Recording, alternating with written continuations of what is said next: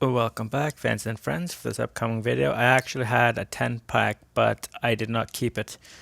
It's one of those things where I didn't want all 10 of them, so I just kept 4 of them, and the 4 I kept are this 1969 Camaro Convertible, this 1967 Camaro, and this R30 version of the 1982 Skyline. So it's not a GTR, it's just an R32. And so I will begin by covering the oldest to the newest. So this 1967 Camaro, we've seen a couple of Camaros on this channel, green lights mostly. And once again, they tease us with the hood cut out, but the hood does not open. It has the bar across there. There is some markings on it. I'll just go over the car like I normally do. The windshield is a little bit darker, so it is not clear, which is unfortunate because the last few cars had been absolutely great with the looking into the interior. We move to it says Camaro there on the right side, and I just can't see. Alright, well, I don't have a magnifying glass near me. I don't want to get up, but I will say it says Camaro there, and it does say something under there. It is not SS because it has SS right here, so this is the highest end version of the Camaro. And there we have Camaro with the victory flags on the left and right side. We have I like these wheels much better than the spoke and hub design like they use for the other Camaro. Other than that, we see the exhaust is on the side here like a hot rod. We can see it's just stampings for the hood of the car. There is a little bit of 2 mispaints on either side of where the top meets the side. SS is nice and clear on both sides though, easy to read. There's the victory with the 2 flags, and there's Camaro right above it. And we can see into the cabin, the seats, the steering wheel, the large rear wheels like a drag racer, and onto the back. It is mostly plastic, the metal ending here, nothing painted whatsoever, just like in the front. One-piece grille. And then just moving to the bottom, it is the very basically they've done the exhaust, and there's the differential, it's transfer case. 2016, so it is a re-release, and we have 1967 Camaro from General Motors. And up next is its slightly newer but convertible version of that car, the 1969 Camaro. And with this one, we can see right away it doesn't say Camaro on the top left of the vehicle. However, it is nice and clear 4 seats, contrasting with the outside paint. Move to the front. This one has a separate stylized grille with the vertical slit lights on the outside, with the unpainted, I believe is this, but not painted on the front or the middle of the car. It is also an SS version. However, it says SS here with, I believe this is the 396 they would usually put, but it is very tiny. And then you have Camaro SS, which is not at all on this. It's just Camaro with the victory flags. Then we move to the back. There's the Hot Wheels. There's the grills. There's the trademark. Is not evident on this one whatsoever. So they're both SS's, but this one is done just a little bit better in terms of detail. We have the lights and the license plate, and we do have the victory symbol here, but it is very, I want to say, worn down or not stamped hard enough into the metal. You can see the flags on the other side, but no V. So it would be this, but a very small version of it, and because it's not stamped in very precisely, it is very difficult to tell.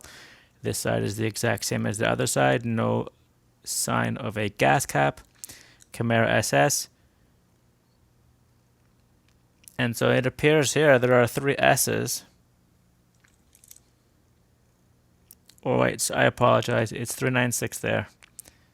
That's where it says 396. And then whatever the tiny letters here is, I cannot read them. So it says SS there, but then it says 396 here, and then 396 there. And then this side is clearer than the other side. I will have to do an update video for it because I cannot for the life of me read it. It is the tiniest. And the other thing here is we see 2, 3 there, and we only see 2 here. So a little bit of a paint issue on this side. Other than that, I do like the detail inside of the cabin. So there we have it. More specific, slightly better done Camaro than the 1967. So that's 1969.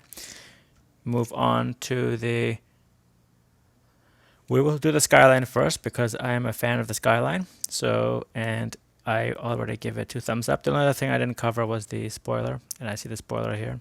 So, typical Hot Wheels, the front of it is detailed, above average. The lights appear to be a separate type of plastic. They're opaque. They're not truly they're more of a translucent than the hard plastic. There's the front license plate. The grille and everything else is the hard non-see-through plastic, separate part for the front splitter. The hood is nice and plain, driver on the right side. And the roof has, I believe, a sunroof on it. And this one is one of the examples where the cabin is nice and clear, easy to see into. To the side, we see it says there 4-valve DOHC, so dual overhead cams, RS turbo. And I believe here it says RS again.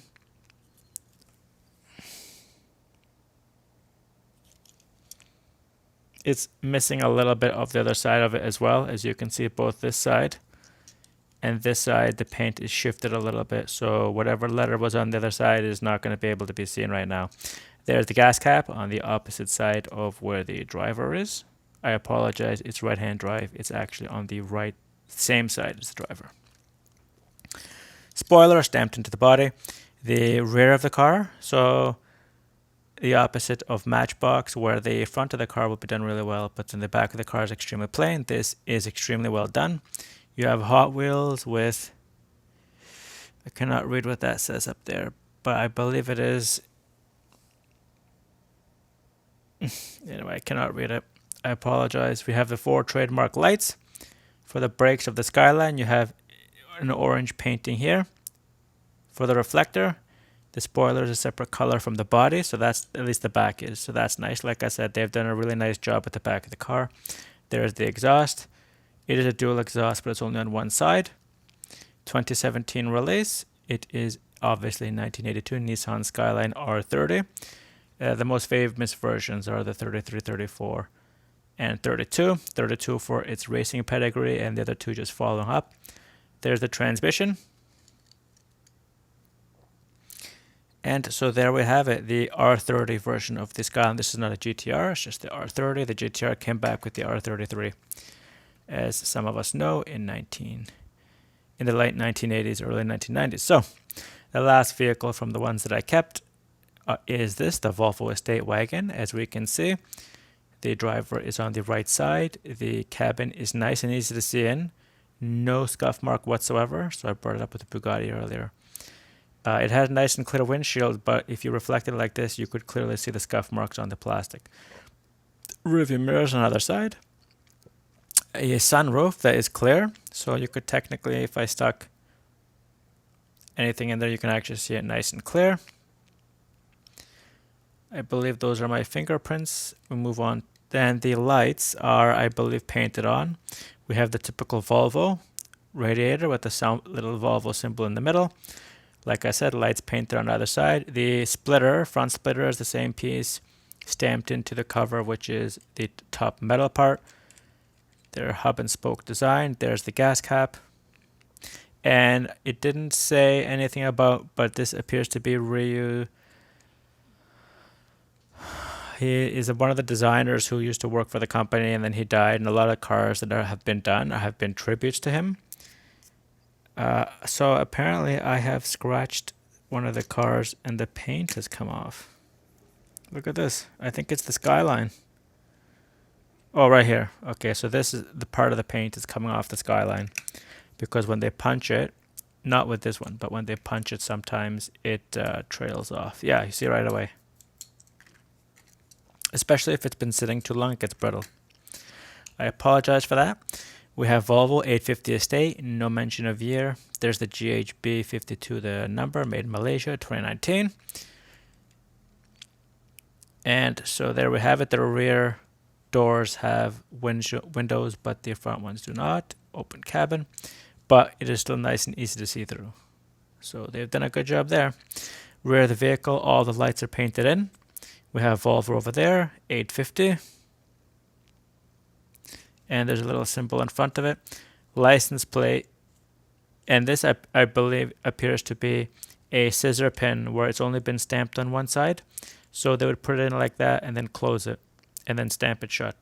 So they've used the license plate to make up for that. I haven't seen that very commonly in most other Hot Wheels. This is, in fact, I think, one of the first times I've ever seen it. Usually what Hot Wheels Mattel will do is have the two punches. So they'll put that one into its socket and then punch this in. And sometimes it's plastic, sometimes it's metal. Other times it's metal on metal. But here they appear to have done what M2 does, where they put the pin in and then scissor it together. So there we have it, the 4 models of the vehicles I wanted out of that 10 pack. 2 right-hand drive, 2 Camaros, and 67, 69, 1982, and a bunch of ages, could be anything. Volvos were the boxiest type of car for a long period of time. I will just quickly do the roll test for all of them. They're all Mattels, they rarely don't roll. And these ones all appear to want to go, which is great. Who wants a car that doesn't want to roll? So, there we have it. 4 vehicles from the 10 pack of a Hot Wheels box set. This is Thomas from Toronto, and thank you for watching.